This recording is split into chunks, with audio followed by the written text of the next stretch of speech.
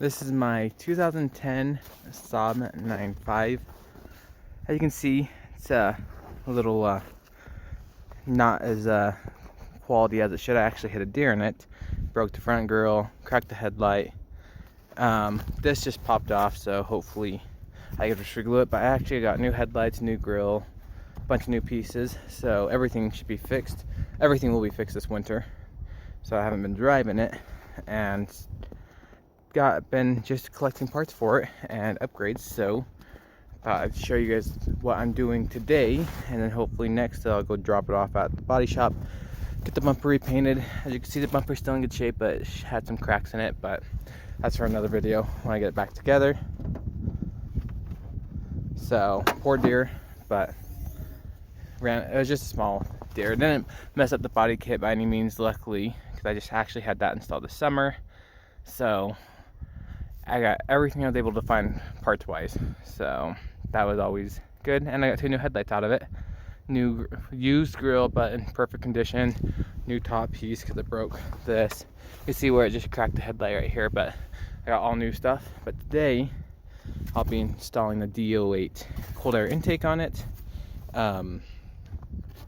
getting rid of this one. I'm not sure how big of a difference this will make performance wise. I just did it more for aesthetics, makes it look a little bit better, and then I think it'll do really well with the Garrett GT3076 turbo on it, so, and still keep a nice OEM look. So what's in the box is we have the filter, which I don't love the color of the filter, but could always change that, get a different filter. The heat shield, the boot, the gaskets, and this is for the secondary air injection. I actually have mine deleted, so right now I just have a cap over that, and this will be a lot cleaner look because that's pretty ugly. So let's get this all out of the box. Sorry for the wind noise if there's any.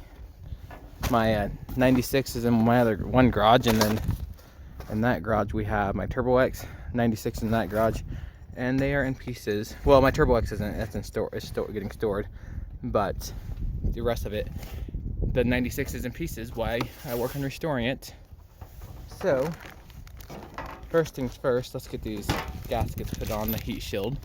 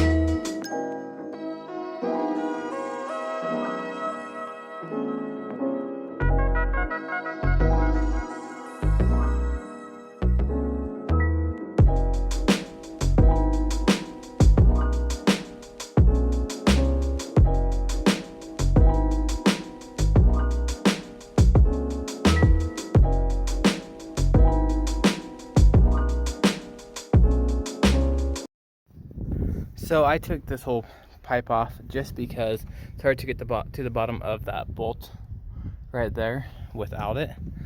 So that off. Now that there. See, this is a 17 and that one's a 16.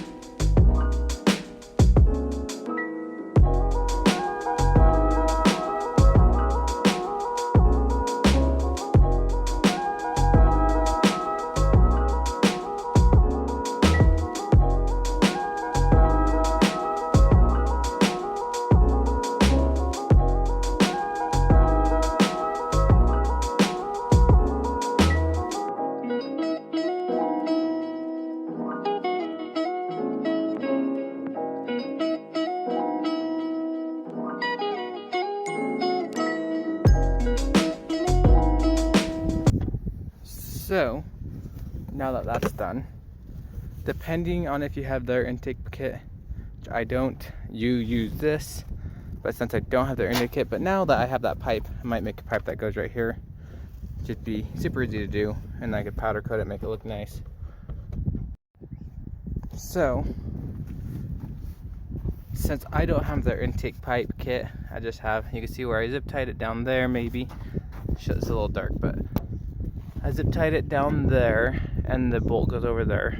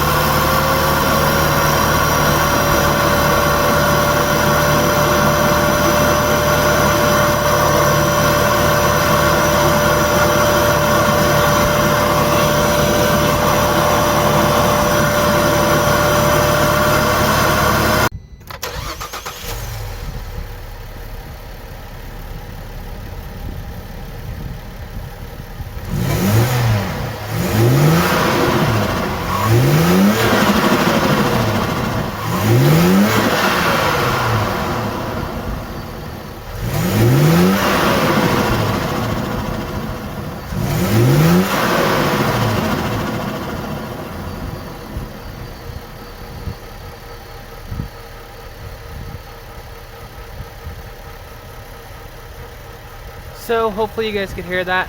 It sounds pretty good. I got a little bit, I might have to adjust the spring on my bypass valve just a bit, but for the most part it sounds pretty good, and it looks good. I don't love the looks of the filter under here, but it's not bad. So hopefully I'm pretty much done recording in this car for a while, other than maybe when I redo my piping from the turbo down to this side, just because I don't love it. And then I got to replace the headlights, tear off the bumper, have that repainted, replace my grills, the top cover, and then I'm gonna order some replica Hirsch wheels. I decided I like the Tesla wheels too, but I think I'm gonna do the replica Hirsch ones instead. We'll see. I'll probably keep both sets, but I really like I have a lot of Hirsch replica spoiler, Hirsch body kit, so I feel like the Hirsch wheels would look good on this thing. Well, I know they would look good. So, and I also have the big brake kit, the 355mm brakes sitting in the house that I gotta get put on. So that will be a video, and I actually might be selling a kit if I get enough parts. So, and seeing depending on how well they do, but that's in the future, and I don't even know if that's gonna happen. But I ordered myself a set, and hopefully everything goes as well. But hopefully I made this video somewhat easy. Everything was easy. The hardest part was tightening that bolt down there, and it wasn't hard, it's just reaching it, but it wasn't hard at all. And the next thing would be make sure you put the zip ties on, and make sure you install your master airflow sensor the correct way, which you can see the arrow of the airflow, so it's going to float that way.